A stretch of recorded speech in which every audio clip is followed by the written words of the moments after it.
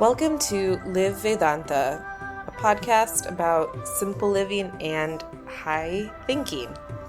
On this season of Live Vedanta, we're exploring courageous caregiving through Vibhishana Gita. Vibhishana Gita is a dialogue between Lord Rama and a dedicated seeker, Vibhishana, who is experiencing doubts about Sri Rama's victory over Ravana. In the last episode, which we have a link to it in our show notes, or you can just go back one episode in your feed, we talked about Dhiraja, or courage. This week, we're unlocking the next key to courageous caregiving, Dhiraja, or determination. Let's tune in. Hari Om, and greetings from Niagara Falls. In Srimad Bhagavatam, which is a most lovely scripture, right in the beginning, Bhagwan Narayana warns Bhagwan Brahma. Bhagwan Narayana is the creator of the elements of the multiverse. Bhagwan Brahma is to be the manager of this creation. He warns him that you are going to get busy. You'll have to do this, you'll have to do that, you'll have to tend to this, you'll have to tend to that. And in busyness, it is very, very, very easy to forget your purpose, to forget who you are. With this warning then, Bhagwan Narayana shares with Bhagwan Brahma how he cannot get lost, how to stay on the right trajectory. As I was reflecting on this, I feel our parenting culture space is that warning and is that teaching to not get busy, to not get lost. And that's why I consistently share with myself and with you, before you are a parent, you are a seeker. And there is great utility to this. Today I was speaking to a ADHD coach. She wanted to meet with me to see how she can grow her business. As I was listening to her and sharing with her, I was telling Sheila at dinner today, I should be a business consultant in the sacred field. That would be a really cool niche offering to get into that work. And so I was telling her that she should really share with clients, prospective clients, about the utility of being coached in terms of those who have ADHD. People are busy, people's timelines are short, so they want to know, what can I get? What is my carrot? In case you can resonate with this, you've had a long day, you just want to know, what am I going to get from today? By learning how to be a more cheerful and more courageous parent, you will be less attached. What's the utility of that? You'll be less afraid. What's the utility of that? You'll be less angry. Being angry comes from being afraid comes from being attached. By reminding yourself that you're a seeker before you're a parent, less attachment, less being afraid, less anger. Courageous parenting. Whenever we think of courage, there's actually 4 reference points, a scale in how we can develop courage. For those who are tamasic, they're filled with laziness. Their relationship with courage is they are fearful. They are full of fear. They feel that they're courageous, but they're lying to themselves. Those who are rajasic, those who are filled with aggressiveness, their relationship with courage is that they're daring. Their understanding about courage is not inside, but it's outside.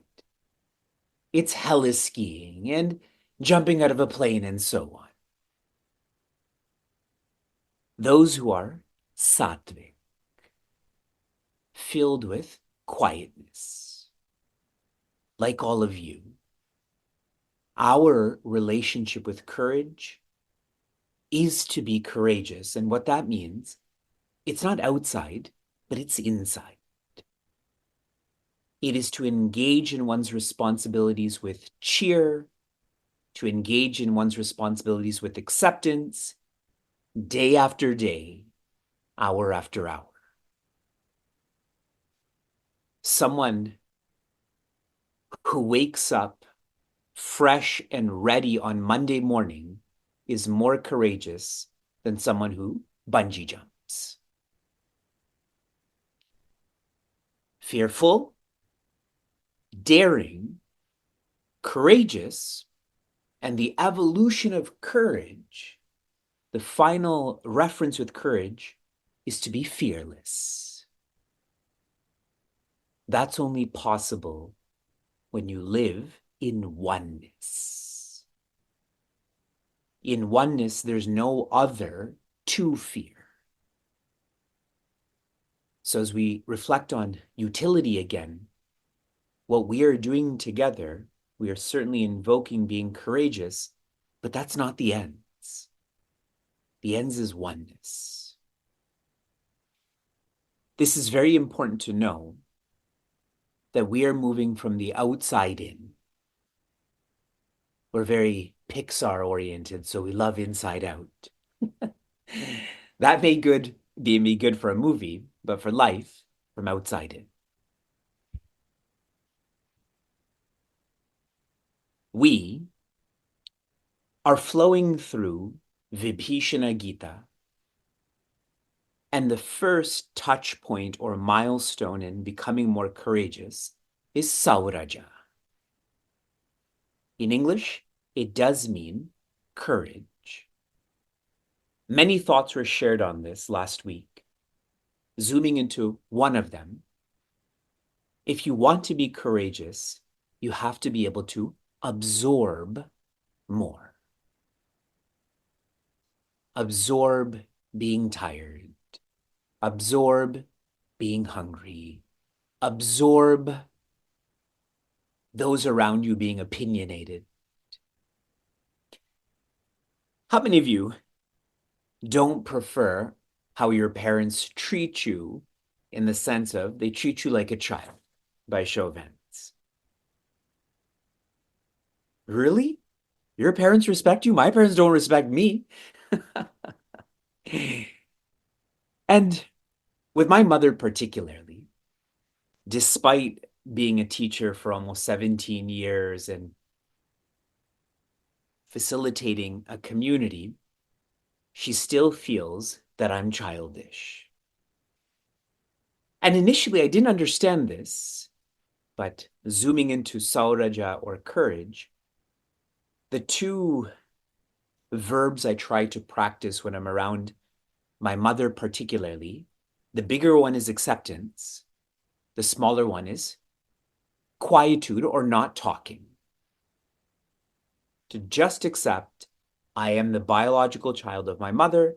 That's never going to change, obviously, but mentally it's not going to change either. And when I'm becoming opinionated also, or I'm becoming defensive or whatever I'm becoming, just don't talk then.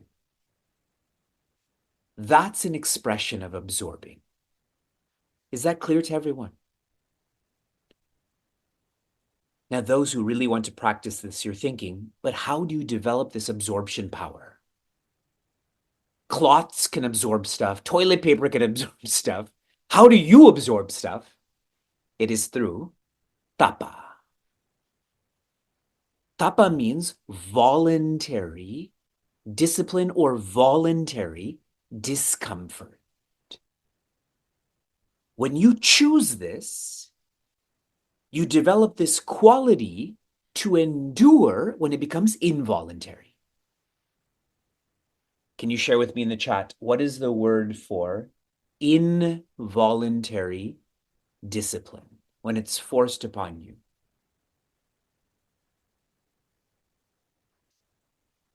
Titiksha. Titiksha means to endure.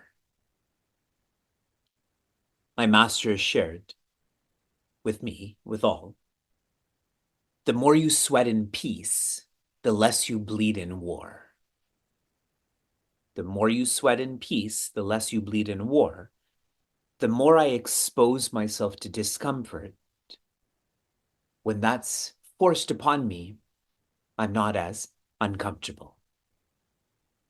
I wake up fresh and ready for Monday morning. In this case, Monday evening. We continue into the second marker, milestone, touch point on how to invoke courage as a parent, as a caregiver, as someone who's trying to understand, and that is Dhiraja. Dhiraja. Is everyone using the workbook that was shared with you? Many of you have already printed this off, so you have this physical copy with you. It's more tactile then. Dhiraja in English means determination. Courage, determination. Offering more reflections on this, and then how we can practice this. Many of you are studying Amrita Bindu Upanishad with me on Tuesday evenings. And I've shared what the word Upanishad means. Upa means disciplined. That's like step one. Ni, this is step two, means determined. Now, how we can relate to this? Being disciplined is great, but that discipline has to be directed. That discipline has to be taken to the next level. That's why after being disciplined, one has to be determined.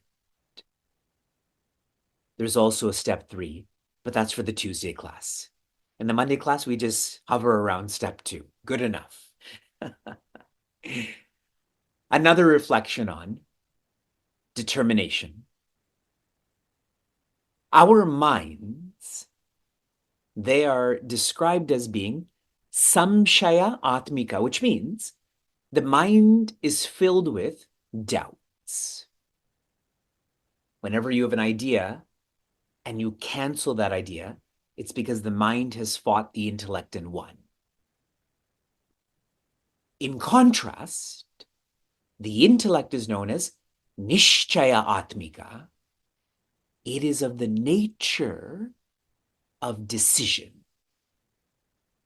The mind doubts, the intellect decides. So now tell me, does the mind live in the past or the future? Share in the chat. Where does the mind live? What tense?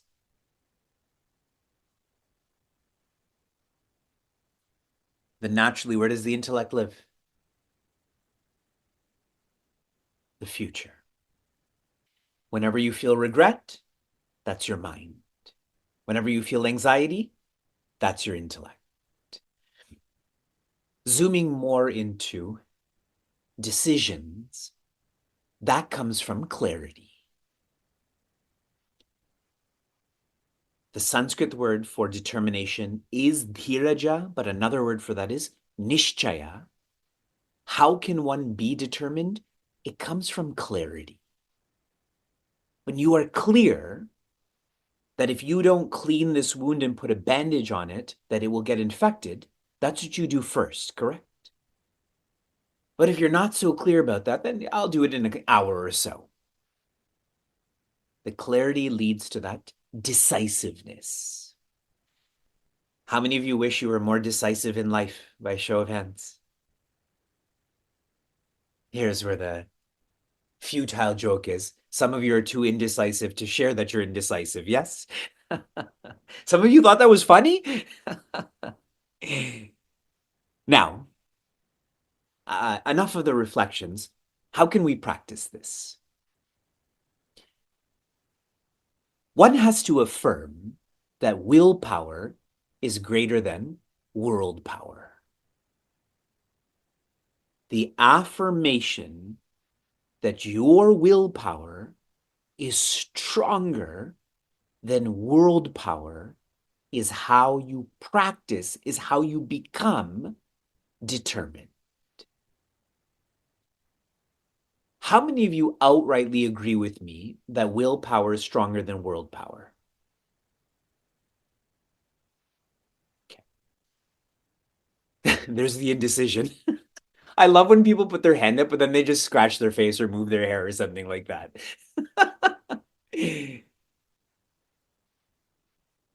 If you wake up cranky, the whole world becomes cranky. If your drive is cheerful, everyone you meet at a school, at a store, at an office becomes cheerful too. It is your lens that colors the world.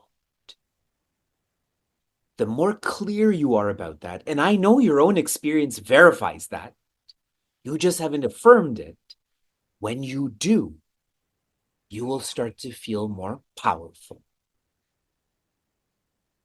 Then when you make a decision on account of clarity, you will follow through with that.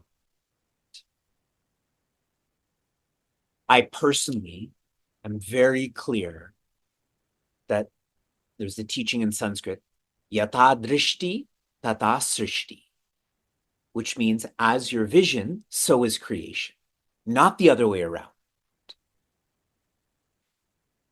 The more you affirm this and try this, the more this will feel right. Now, putting two scenarios, then one final thought. When someone is gossiping about someone else, and you really want to put this person in their place, that gossip is wrong or it's not the right thing to share, whatever it may be, but you keep your mouth closed. After that scenario ends, don't you feel good about yourself? Don't you feel powerful? Too subtle on a Monday night. Okay. Imagine there's carrot cake in your fridge right now. And then there's a 20-minute dynamics that's about to start. And you're all parents, so you can just make the excuse that someone woke up. That's why I'm just going to tend to my child right now. But really, you can go down to that fridge and have some carrot cake. But you actually stay in the discussion and are open and respectful and share. And then after I answer some questions, you go to bed at 10:05. Don't you feel good in bed that you didn't have that carrot cake, that really you needed it, but your willpower was greater than the world power? See, it's that affirmation first intellectually, and then you experiment with it, that you start to feel more and more and more powerful. Recently, some of us ran a half marathon. Some of us did it together. I was sharing in our Running from the Mind community that this year's race was particularly hard for me.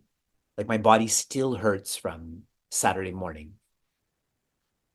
And after the 8-mile mark, I really just thought I should just walk the next 5 miles. Who cares? I've run it fast. I'm going to complete it and so on. And my mind kept on fighting my intellect and winning. But somehow being in this community, the impressions created on me, my intellect started to fight back. And I had this repeated thought of, I'm going to do my best. I'm going to do my best. And I did finish it in a much faster time than I thought I would. I already had the affirmation that my willpower is stronger than my world power, and then following through with that, affirm that even more. So now the next time when there's a project that's so big and I have to think so much and sleep so little and talk to all of these people, I'll remember that I did this in this half marathon. I'll remember that I did this with the carrot cake. I'll remember Really, I would never do it the carrot cake. You should eat that carrot cake. I'll remember that I didn't gossip and so on. So this is how to practice. And if you still think this is too abstract, whatever change you want to make in your life, you want to become more patient, or you want to wake up earlier, or you want to shout less, then announce it. Tell 10 people that for the month of October, it's going to be no shouting October. You tell people, and the ego never wants to be humiliated. So that announcement will actually create a sense of accountability. That's why these group announcements or group pledges and so on, they do work. Finally, though, you can't depend on other people for your own determination. Last week, I facilitated an anniversary satsanga. Some of you were there with me, and I had shared how, for those who remember, for those who weren't crying during their wedding ceremony because it cost too much or there was too much of politics involved, you have a fire in that wedding ceremony. Fire is the first element you can see, and so it is an icon of accountability. And that's why you take your vows or your saptapadi around that icon of accountability.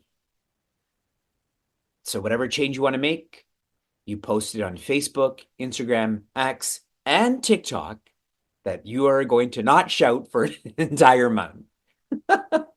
And it will work. Social media will make it work for you. If you enjoyed what you heard or want to learn more, share this episode with a friend or find us online at facebook.com/CM Niagara. For those on the journey of self-development, Chinmaya Mission Niagara provides a community forum for seekers to listen, reflect, and contemplate. This podcast is produced by the Young Adults of Chinmaya Mission, an international nonprofit working to transform individuals through the knowledge of Vedanta. Until next time, inspire, love, be.